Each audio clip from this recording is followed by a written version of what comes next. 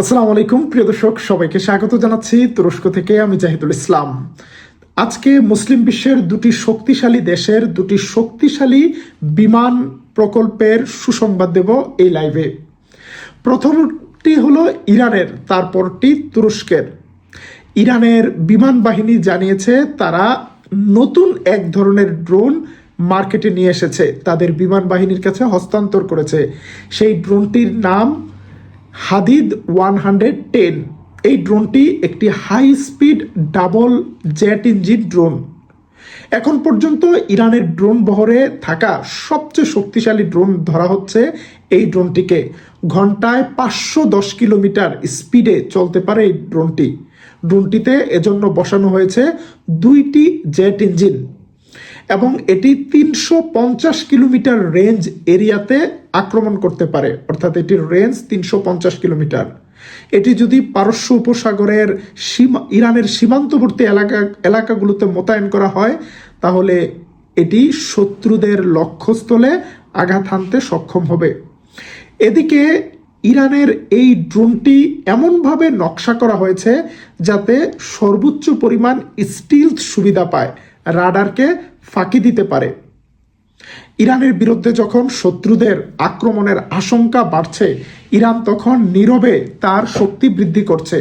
Iran একদিকে তার মিত্র দেশগুলো থেকে লেটেস্ট মডেলের এয়ার ডিফেন্স ফাইটার জেট সংগ্রহ করার চেষ্টা করে চলেছে, অন্যদিকে নিজেদের ড্রোনের শক্তিকে আরও বৃদ্ধি করার চেষ্টা করছে। ইরানের এই ড্রোনটি এখন পর্যন্ত কোথাও যুদ্ধে ব্যবহৃত হয়নি।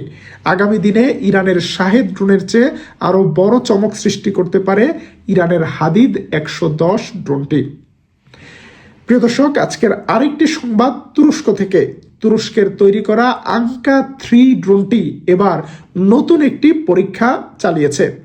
এতদিন পর্যন্ত তুরস্কের প্রতিটি ড্রোন তাদের পাখায় করে নির্দিষ্ট সংখ্যক মিসাইল নিয়ে যেতে পারত। এবার আঙ্কা 3 ড্রোনটি একটি নতুন চমক দেখিয়েছে। এই ড্রোনটি তার পেটের ভেতরে করে অতিরিক্ত মিসাইল বহন করতে সক্ষম। তার ডানায় থাকা মিসাইলের পাশাপাশি তার ভেতরে থাকা মিসাইলের স্টক থেকে একে একে 8টি মিসাইল বহন করা এবং নিক্ষেপ করার সফল পরীক্ষা চালিয়েছে তুরস্কের আঙ্কা ড্রোন। এই আঙ্কা ড্রোনটি একদিকে তুরস্কের সরকারি সবচেয়ে শক্তিশালী ড্রোন, এটিকেও স্টিলথ নকশায় তৈরি করা হয়েছে এবং তাতে বেশ গুরুত্বপূর্ণ কিছু ইলেকট্রনিক ওয়ারফেয়ার সিস্টেম ইন্টিগ্রেট করা হয়েছে। সেই সাথে এই ড্রোনটি পারমাণবিক বোমা বহনে সক্ষম একটি হেভি ড্রোন। এখন পর্যন্ত ড্রোনটির বিভিন্ন ধরনের পরীক্ষা নিরীক্ষা চলছে। অতি অল্প সময়ের মধ্যে এই ড্রোনটিকে হস্তান্তর করা হবে তুরস্কের বিমান বাহিনীতে এবং শুরু হবে এর গণ উৎপাদন। 2026 সালে তুরস্ক অন্তত 2টি গেম চেঞ্জার ড্রোন মার্কেটে নিয়ে আসছে। একটি তুরস্কের সরকারের তুসাসের তৈরি করা আঙ্কা 3 ড্রোন, আরেকটি বাইকার কোম্পানির তৈরি করা বাইরাক্তার খিজিল এলমা ড্রোন। তুরস্ক এবং ইরান এই দুই দেশ নিজেদের শক্তির উপর ভিত্তি করে নিজেদের সায়েন্টিস্টদেরকে কাজে লাগিয়ে ইন্ডিজিনিয়াস টেকনোলজিকে ব্যবহার করে যেভাবে শক্তি অর্জন করছে, তাতে একদিকে তারা সমর শক্তিতে স্বাবলম্বী হচ্ছে, অন্যদিকে নিজেদের স্বাধীনতা সার্বভৌমত্ব রক্ষায় তারা নিজের শক্তি ব্যবহারের সুযোগ রাখছে।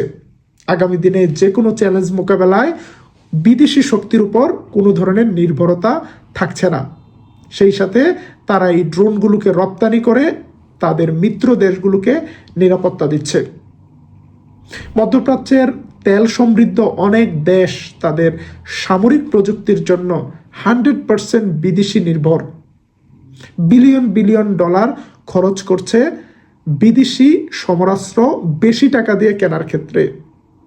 এক্ষেত্রে ইরান এবং তুরস্কের নিজস্ব টেকনোলজির ডেভেলপমেন্টকে কিভাবে মূল্যায়ন করবেন? আপনার মতামত জানাতে পারেন আমাদের কমেন্ট বক্সে। দেখা হবে আবারও তুর্কিপিডিয়া নিউজে মুসলিম বিশ্বের সুসংবাদ নিয়ে। আল্লাহ সবাইকে ভালো রাখুন। আল্লাহ হাফেজ।